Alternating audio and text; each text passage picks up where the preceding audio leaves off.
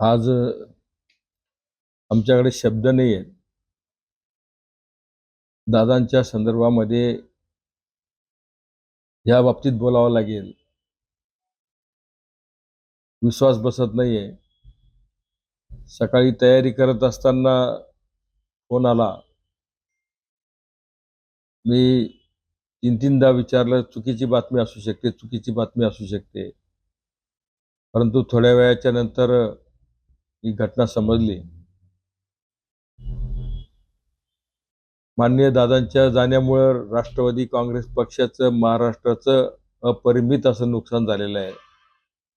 आणि आमचे आधारस्तंभ म्हणून दादा होते, ते आज आम्हाला सोडून गेले.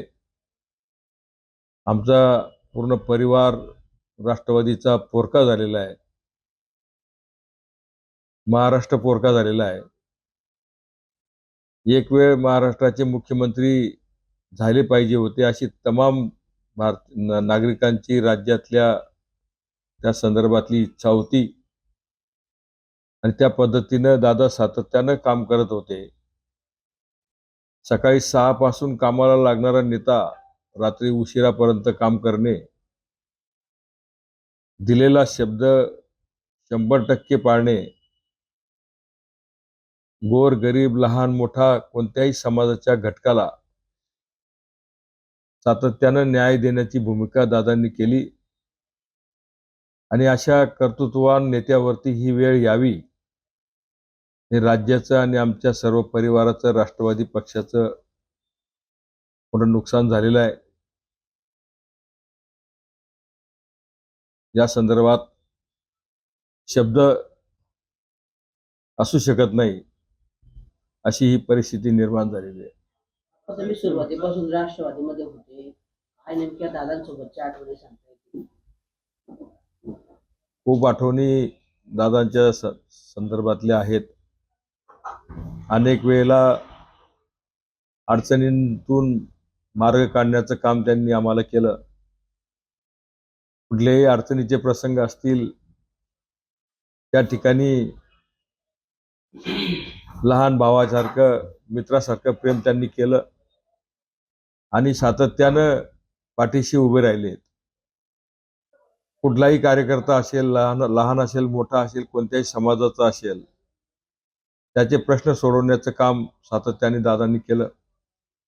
मी त्यांच्यासोबत मंत्री असताना पण काम केलं. परंतु जे काही प्रेम त्यांनी दिलेलं होतं, असं प्रेम देणारा नेता राज्यामध्ये होऊ शकत नाही, अशा पद्धतीचं व्यक्तिमत्व दादांचं होतं. परवाच माझा 20 तारखेला वाढदिवस होता. त्या दिवशी दादांनी मला त्यांच्या अतिशय व्यस्त शेड्यूलमधून मला फोन केलेला आणि मला वाढदिवसाच्या शुभेच्छा दिलेल्या होत्या. त्याच शुभेच्छा शेवटच्या ठरल्या आहेत. मित्रांनो, खूप मोठा आघात आम्हाला झालेला आहे. मी आता बारामतीकडे जाण्यासाठी निघतो आहे आणि अशा ह्या प्रसंगासाठी जावं लागेल. कदापि भविष्यामध्ये असा विचार केलेला नव्हता, स्वप्नात विचार केलेला नव्हता. काळाने खूप मोठा घाला घातलेला आहे, खूप मोठं संकट निर्माण केलेलं आहे.